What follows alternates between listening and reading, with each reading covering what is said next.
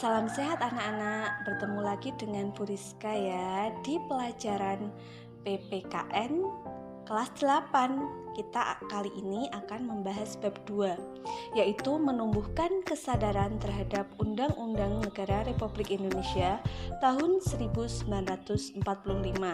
Terutama kita akan membahas poin C, yaitu peraturan perundang-undangan dalam sistem hukum nasional. Peraturan perundang-undangan dalam sistem hukum nasional. Kita diibaratkan sama ya dengan kehidupan sekolah dengan negara. Coba kalian simak dulu penjelasan dari Bu Rizka ini biar lebih paham. Kehidupan dalam sekolah dapat diibaratkan sama dengan kehidupan suatu negara. Keduanya memiliki peraturan. Kehidupan di sekolah diatur melalui tata tertib sekolah, sedangkan kehidupan dalam suatu negara diatur dalam konstitusi atau undang-undang dasar.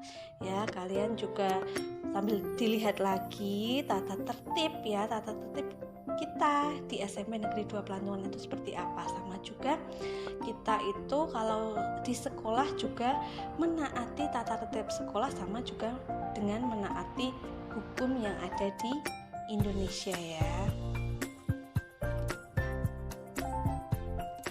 Kemudian setiap bangsa yang merdeka akan membentuk suatu pola kehidupan berkelompok yang dinamakan negara. Pola kehidupan berkelompok dalam negara perlu diatur dalam suatu naskah. Naskah aturan hukum yang tertinggi dalam kehidupan negara Republik Indonesia dinamakan Undang-Undang Dasar Negara Republik Indonesia tahun 1945 dan peraturan perundangan lainnya.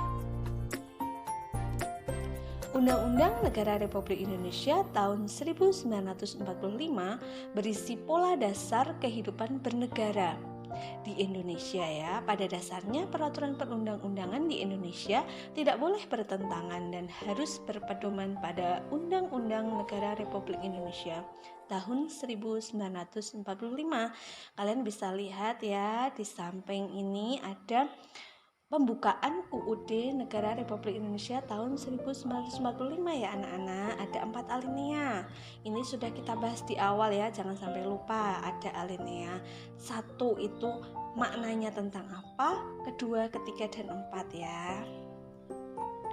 Selanjutnya, sebagai warga negara Indonesia, kita patuh pada ketentuan yang terdapat dalam Undang-Undang Negara Republik Indonesia tahun 1945. Kepatuhan warga negara terhadap Undang-Undang Negara RI tahun 1945 akan mengarahkan kita pada kehidupan yang tertib dan teratur. Ketertiban dan keteraturan dalam kehidupan bernegara akan mempermudah kita mencapai masyarakat yang sejahtera. Sebaliknya, jika Undang-Undang Negara Republik Indonesia tahun 1945 tidak dipatuhi, kehidupan bernegara kita mengarah pada ketidakharmonisan. Akibatnya, bisa terjadi kerenggangan dalam masyarakat dan lebih jauhnya, perpecahan dalam negara. Siapa yang dirugikan? Semua warga negara Indonesia tentunya ya, karena hal itu dapat berakibat tidak terwujudnya kesejahteraan. Maka demikian, marilah kita berkomitmen untuk melaksanakan Undang-Undang Negara Republik Indonesia tahun 1945 ya anak-anak.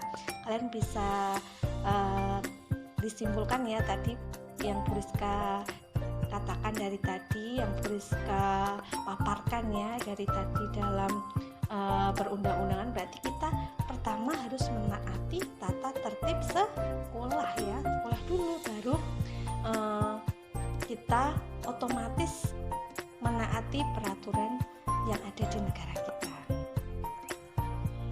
Terima kasih anak-anak telah mengikuti pembelajaran dari Bu Rizka ya kali ini di bab 2 poin C ini. Semoga bermanfaat. Bu Rizka tidak bosan-bosan mengingatkan kepada anak-anak semuanya untuk tetap memakai masker. Kemudian jaga jarak aman ya, jauhi kerumunan. Jangan lupa juga kalian mencuci tangan menggunakan sabun dengan air yang mengalir ya, agar kita semua terhindar dari virus COVID-19 ini. Cukup sekian dari Bu Rizka. Wassalamualaikum warahmatullahi wabarakatuh.